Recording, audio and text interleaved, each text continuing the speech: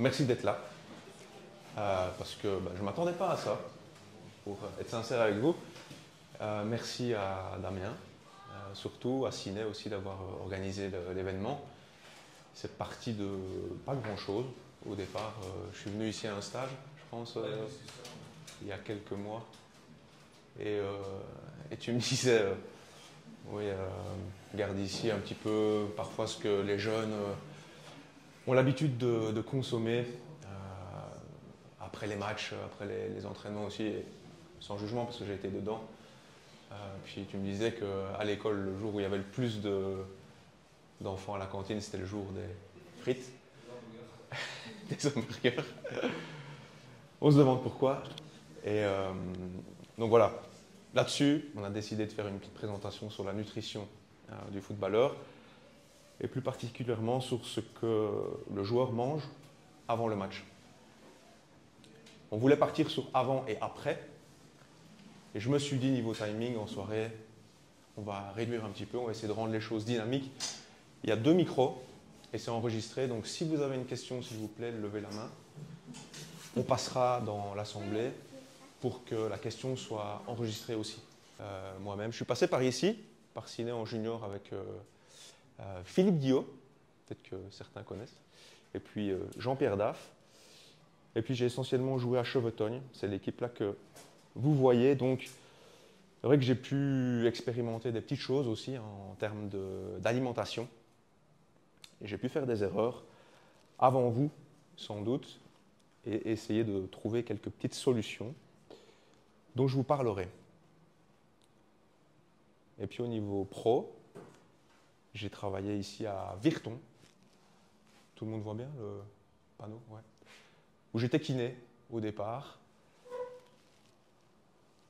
Et puis au Standard de Liège avec les jeunes et l'équipe des U23.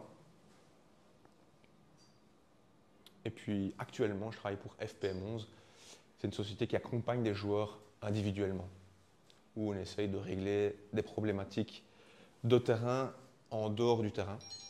Donc grâce au sommeil, grâce à l'alimentation, la gestion du stress, à différentes petites choses comme ça qu'on n'apprend généralement pas en club parce qu'on n'a pas le temps. Et c'est bien normal, je pense qu'on a d'autres priorités d'abord. Alors le petit plan pour aujourd'hui, donc c'est que manger avant le match. J'espère qu'on saura répondre un petit peu mieux à cette question à la fin de la présentation. Et puis j'aimerais vraiment beaucoup qu'il y ait une série de questions-réponses, que vous n'ayez pas peur d'interagir même pendant la présentation. Coupez-moi s'il le faut, on essaiera de savoir ce qu'on va manger, comment on va manger et pourquoi aussi.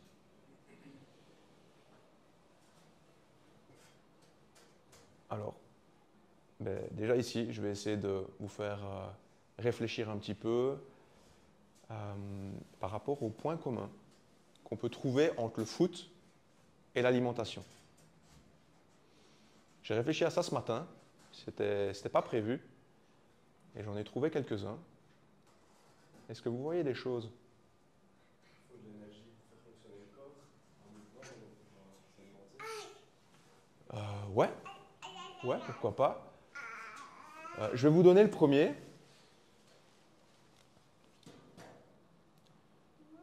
Et puis ensuite, peut-être que ça viendra plus facilement. Pour moi, football et alimentation, c'est avant tout du plaisir. C'est de la joie intense. Et puis on peut passer aussi complètement de l'autre côté, par des peurs, par des frustrations, par des contraintes, des douleurs, que ce soit dans le foot ou dans l'alimentation. Vous voyez quelque chose d'autre, après, commun à ces deux mondes? Ça rassemble, ça crée des liens, c'est un moment de partage, que ce soit autour d'un terrain ou autour d'une bonne table. Et puis peut-être, malheureusement aujourd'hui, il y a pas mal d'enjeux aussi autour de tout ça, et c'est sans doute pour ça que on est amené à manger certains produits. Et puis dans le foot, à un certain niveau, peut-être pour ça aussi que Certaines personnes sont à certains endroits et pas d'autres. Puis je pense qu'il y a pas mal de croyances. Dans la nutrition, en tout cas, il me semble que c'est peut-être le domaine de la santé où il y en a le plus. Le lait, c'est mauvais. Attention au gluten. Il faut manger des pâtes avant de jouer un match. Vous en avez peut-être d'autres. Peut-être inconscientes, ces croyances-là. Dans le foot, on fait vite aussi blanc ou noir hein, par rapport à un joueur. Il est bon à ce poste-là, il est mauvais là-bas. On catégorise, on met un peu des étiquettes finalement sur les choses. Et puis finalement, est-ce que l'alimentation et le foot, ça ne se pratique pas avant tout, plutôt que de s'apprendre dans les livres, que de s'étudier pour se développer. Je pense qu'il n'y a pas une seule vérité, en tout cas. On verra ça. Bon, là on est dans le vif du sujet. Je ne sais pas si tout le monde connaît ce dessin animé-là. Les plus jeunes, ouais, quand même. Ça, en fait, c'est l'observation que j'ai faite dans le foot quand je travaillais en club, la plupart du temps. Je ne dis pas tous les joueurs, mais beaucoup. Avant un match, quand ils se mettaient à table, que d'abord ils passaient au buffet pour se servir, c'était ce genre d'assiette-là qui ressortait, énorme, et souvent ça se mangeait assez vite. Peut-être que jusque maintenant ça ne vous choque pas, mais quelque part quand même, à l'entraînement généralement, tout le monde arrive tranquille, parfois à jeun, sans ravitaillement. Et comme par hasard, le jour du match, il y a urgence, c'est catastrophe. Si je n'ai pas mangé mon assiette comme ça, ça vous parle ça? Moi oui, parce que je l'ai fait aussi, hein, à un moment donné. Vous allez voir un peu l'envers du décor avant un match au Barça, où vous voyez le buffet énorme avec un choix, une diversité d'aliments. Bon, évidemment, il faut que ça convienne à tout le monde, que tout le monde y trouve son compte. Vous voyez comment les joueurs se servent, comment les joueurs mangent. Moi, ça me fait penser à un moment qu'on vit tous, généralement le dimanche matin, c'est le jour du brunch. Tout le monde a déjà fait un brunch ici? Ouais. Le brunch, pour moi, c'est... On a envie de goûter à tout. Il y a plein de trucs et on veut aller picorer dans tous les plats. Est-ce que pour vous, ça, c'est quelque chose qui fonctionne avant un match, qui plus est? Vous vous sentez comment généralement après un brunch? Lourd. Parfois un peu lourd. Quand on associe du sucré, du salé, et puis qu'on veut retourner un petit peu sur autre chose, terminer par un dessert, à plusieurs boissons différentes, etc. Voilà. Et ce qui risque de se passer en fait quand on fait une mise au vert comme ceci avec un assortiment de plats, d'aliments différents, c'est d'avoir envie forcément de goûter plusieurs choses. Mais est-ce que ça fonctionne ensemble? C'est un peu comme une équipe sur un terrain, il y a plusieurs joueurs, il faut qu'ils se trouvent, il faut qu'ils s'associent bien. Les aliments dans une assiette, c'est exactement la même chose. Donc ici, c'est un témoignage d'un joueur que j'accompagne, que j'ai accompagné, qui me racontait comment ça se passait pour lui quand il partait jouer un match à l'étranger. Là, il a joué la Coupe d'Europe à un moment donné. Et donc, il me disait, quand j'étais à l'étranger, on passait des soirées et des journées entières à l'hôtel avec des repas à foison. On arrivait la veille du match, au soir, il y avait un repas. Le lendemain matin au réveil, repas.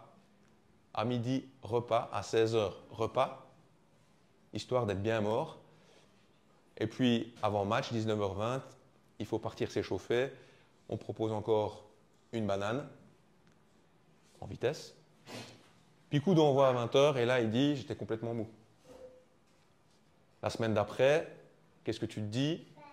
C'est peut-être que j'ai pas assez mangé encore, si je manquais d'énergie. Donc, je rechargeais encore plus. C'est toujours pareil. Et puis, après, j'ai compris. Donc, les constats principaux, finalement, les problématiques que j'ai pu observer, c'était la peur du manque d'énergie. En fait, pas tous les joueurs, mais certains sont en stress avant le match. Comme j'ai dit, la semaine à l'entraînement, on ne pense pas à ce qu'il faut manger, on ne se tracasse pas. Par contre, le jour du match, il faut absolument se remplir en pensant que c'est comme une voiture, quand on fait le plein du réservoir, on a un maximum d'énergie. On va voir que ce n'est pas aussi simple que ça pour nous. Et donc, conséquence, on mange vite et beaucoup. Est-ce que ça va apporter peu ou un maximum d'énergie? Alors nous, les plaintes qu'on avait en match, à la mi-temps ou après le match, généralement c'était ça. C'était les jambes lourdes, c'était les crampes, difficulté à répéter les efforts intenses, manque de concentration, de vigilance, parfois même de précision, et puis les inconforts, les gaz, les ballonnements, les transits qui sont accélérés. Parfois on en voit qui doivent courir aux toilettes avant le match. Je ne sais pas si ça vous parle. Vous avez peut-être déjà connu des sensations dans ce genre-là. Donc l'alimentation d'avant-match, c'est aussi tout ça. Je ne dis pas qu'il n'y a que l'alimentation qui est responsable de ces plaintes-là, évidemment, mais ça en fait partie. Est-ce que manger, finalement, donne du carburant? Est-ce que l'aliment, c'est le carburant? Et est-ce qu'il est le seul? Et puis, faut-il manger en grande quantité pour avoir de l'énergie, et de l'énergie durablement, une énergie qui va être stable au cours de l'effort? Alors, quelques chiffres, et ça, c'est plutôt tiré des études que j'ai faites, des articles que j'ai un peu épluchés, des personnes que j'ai rencontrées. Évidemment, c'est plutôt de la science, donc la science, ce n'est pas exact, hein, c'est avant tout des moyennes tirées de populations, mais qui ne représentent pas tout le monde non plus.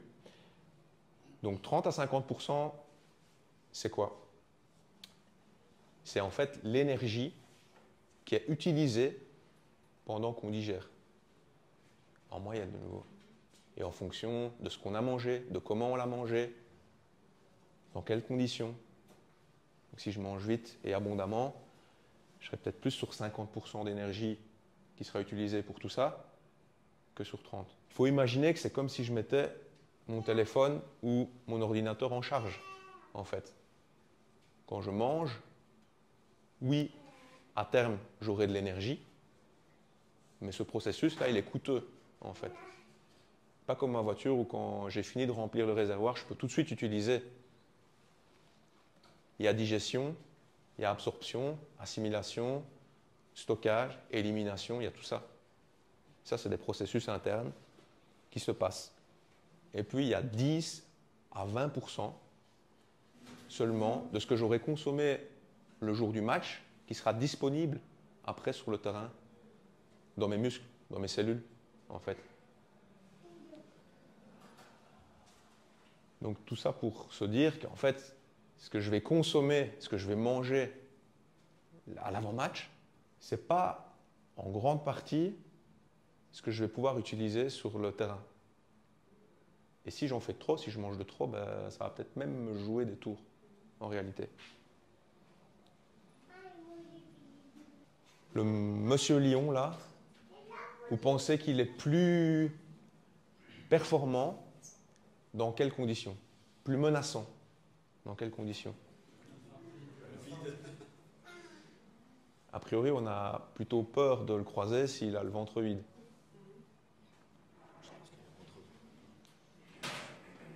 Je pense qu'un joueur, en fait, sur le terrain, ça doit plutôt être la même chose. Et un peu d'histoire, on sait que les soldats romains et les Spartiates, a priori, ne mangeaient pas avant d'aller au combat. Parce qu'ils avaient remarqué qu'ils étaient plus performants, que ce soit physiquement et mentalement aussi, pour se battre, s'ils étaient vraiment à jeun.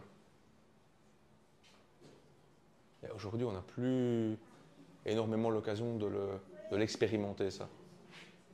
Alors, quand vous voyez les slides comme ça avec les petites clés, c'est que ça va être plutôt intéressant, plutôt important. Donc avoir un max d'énergie sur le terrain